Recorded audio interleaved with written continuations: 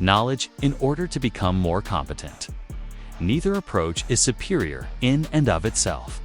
The Muay Thai great brings devastating technique, incredible conditioning, and mental to what would happen if a Muay Thai legend and a professional MMA fighter faced off in the cage.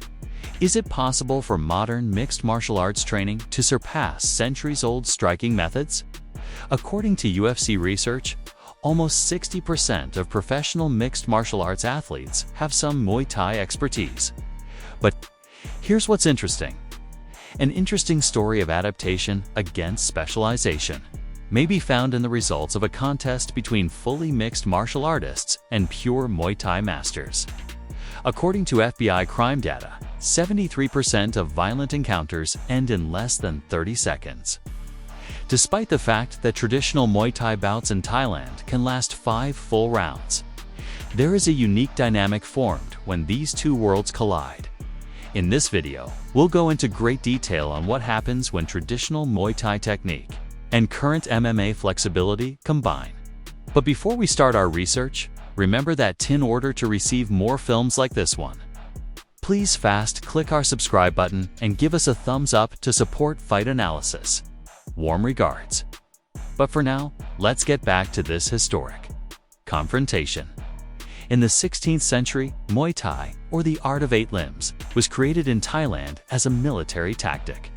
These techniques were developed by Thai fighters who had lost their weapons in combat. The exact translation of Muay Thai is Thai boxing, although this term does not capture the deadly entirety of the technique. Traditional Muay Thai training in Thailand uses ancient methods. Fighters spend hours upon hours honing their clinch techniques on heavy bags filled with sand and concrete, starting at age 6. To exercise their shins till the nerves are dead, they kick banana trees. This goes beyond basic instruction. The way of living has completely changed. Modern mixed martial arts, MMA, emerged in the 1990s when a number of martial arts styles started openly competing with one another. However, this is what most people fail to notice. Early MMA showed a significant weakness in traditional combat techniques. Specialists were dominant when they were in their comfort zone, but they faltered when they were forced to step outside of it. The primary difference is in range management. Muay Thai fighters excel at controlling distance with clinch work, knees, elbows, and kicks. MMA competitors must maintain striking range while fending off takedowns, submissions, and ground control. Doing as much damage as possible with the least amount of energy is the core principle of Muay Thai. Every technique has multiple applications. There is more to a Thai kick than just injury. It controls distance and tampers with time. The Shin's signature roundhouse kick, which generates strength by using the entire body rotation, makes it a powerful weapon. The clinch is the most characteristic aspect of Muay Thai. Traditional warriors spend years honing their skills in knee assaults, neck control, and off-balancing. They are taught to fight in close quarters, which most martial artists find uncomfortable. Muay Thai elbow strikes target certain areas to cause the greatest damage. The elbow makes a horizontal incision. The upward elbow breaks jaws. The downward elbow divides foreheads. These techniques aren't random, they are surgical instruments. MMA competitors approach combat differently. They must be proficient strikers, grapplers, and submission artists. This leads to a fundamental problem. While Muay Thai fighters concentrate on honing their 8 limbs, MMA athletes divide their training time among other disciplines. However, MMA's strength lies in its adaptability. If their hitting is neutralized, Muay Thai fighters have little options. MMA fighters can switch levels, pull guard, or execute takedowns when striking isn't working. We are currently halfway through the analysis. For more top-notch analysis on combat sports, don't forget to like this video and subscribe to Fight Analysis. Now let's get back to our historic matchup. Let's examine some particular instances where these disciplines converge before moving on to a real-world example that illustrates these concepts in action. range of standing transactions. There are many advantages to using the Muay Thai legend in direct combat. There, because of their training, they can endure leg kicks that would underscore inexperienced boxers. They have timing because they have spent millions of hours perfecting their counterattacks. When both fighters stay standing and exchange, traditional Muay Thai technique usually outclasses MMA striking. But here's the important part. MMA fighters don't stay within striking distance when they lose. They change the rules of engagement. Crush battles. The clinch is the most interesting battlefield. For Muay Thai fighters, the clinch is comparable to an office, comfortable, controlled, and devastating. They land their knees in the perfect position to control the stance of their opponent. Traditional clinch work aims to maintain dominance, stance. When enforcing discipline, for MMA fighters, the clinch is a transitory zone. They may utilize it to rack up takedowns rather than damage. This fundamental philosophical divergence gives rise to interesting tactical clashes.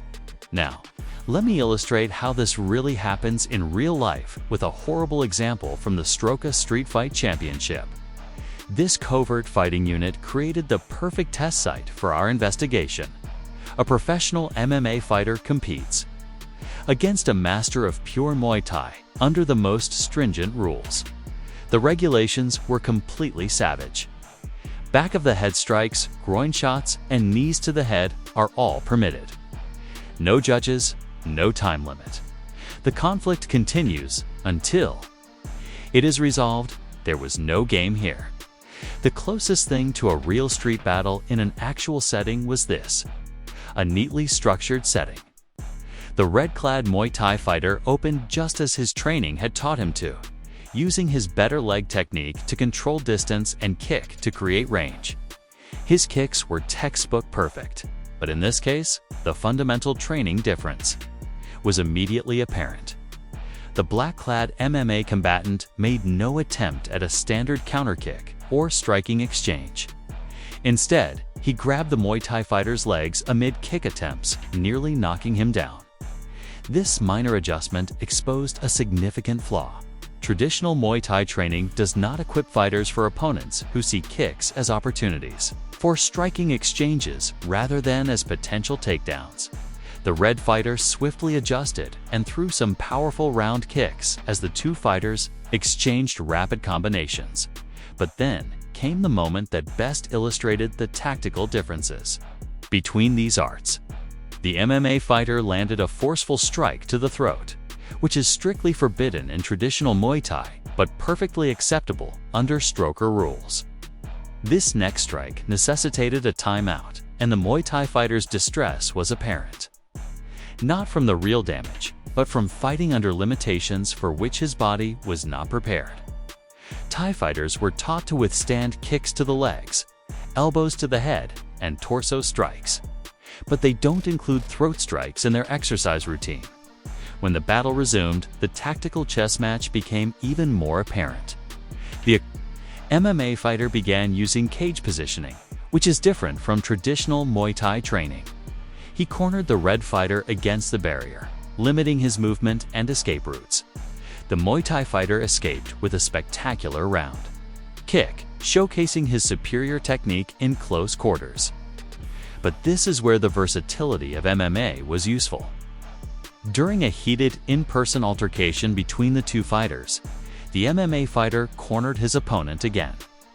This time, instead of trying a single devastating technique as a traditional Muay Thai fighter might, he hit his opponent with a flurry of deadly blows that were timed perfectly and overwhelmed his defenses. The conflict came to an end there. By combining tactical adaptation, cage awareness, and a willingness to compete under rules that rewarded his broader range of skills, the MMA fighter had won. The Brown Games reality. This is where the matchup becomes slanted. Traditional Muay Thai hardly ever includes ground combat training. When the fight starts, even well-known combatants turn into beginners versus expert grapplers. According to Brazilian Jiu-Jitsu black belt and former UFC contender Demian Maia, on the ground, Technique trumps everything. No matter how hard you kick, it doesn't matter if you're on your back. Differences in conditioning. The main objectives of Muay Thai conditioning are specific durability, absorbing strikes, maintaining speed over the course of 5 rounds, and fighting through collected injury. Thai warriors have exceptional pain tolerance and mental tenacity. For MMA conditioning, more generalization is needed. Fighters need to have explosive power for takedowns, stamina for grappling, and flexibility for submission defense. This broader approach sometimes leads to less specialized durability. Who actually prevails when these universes converge, then? The only factors influencing the response are rule sets and time devoted to preparation. In a typical Muay Thai match, the legend has a lot of advantages. Submissions, takedowns, and ground control are prohibited for the MMA fighter. To fight in the strongest location for Muay Thai specialists, they must employ new regulations and scoring techniques. In an MMA cage, the dynamics significantly shift. The moment the Muay Thai fighter is in danger of being taken down, their striking is impaired. They have to worry about getting shots to their legs as they kick. Their forward pressure becomes dangerous when opponents can react with wrestling. In a street fight, both strategies have limitations. Muay Thai may quickly end conflicts with devastating strikes. But what if multiple attackers are present? The takedown threat still controls distance, even though MMA's ground strategy is less successful on concrete. Transitions are most seamless when Muay Thai fighters focus on defensive wrestling and basic submission defense, while maintaining his Muay Thai heritage. Anderson Silva was able to dominate MMA thanks to his development of well-rounded skills. However, MMA athletes that actually study Muay Thai methods, as opposed to just techniques, often show incredibly spectacular gains. Mixed martial arts benefit greatly from Thai training techniques for mental toughness and intensity. Proof from the actual world. Trends emerge while looking at actual crossover fights, due to their inability to adapt to defeat threats. Valentine and other Muay Thai champions failed in the early days of mixed martial arts. Meanwhile, MMA fighters like Donald Cerrone thrived. By incorporating authentic Muay Thai training into their greater variety of skills, it doesn't matter which art is superior. It relies on how successfully each combatant adapts their special set of abilities to novel rules and challenges. What do you think happens when classical mastery and modern adaptation meet? Could specialized genius triumph over well-rounded competence? Or does variety always win out over depth? What can we learn about the evolution of martial arts from the response? Pure specialists are dominant in their element, but they fail to adapt. Complete warriors sacrifice some eunice earned via authentic traditional training. The MMA fighter brings skills, tactical flexibility, and adaptation to all fighting ranges. The real winner is determined by each fighter's capacity to utilize their strengths and minimize their weaknesses, as well as by their preparation and rule sets. Which would you rather fight, a Muay Thai legend in the ring or an MMA fighter in the cage? Tell us in the space provided for comments below.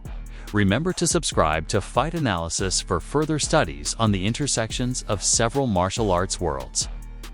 We appreciate you watching. I'll see you next time.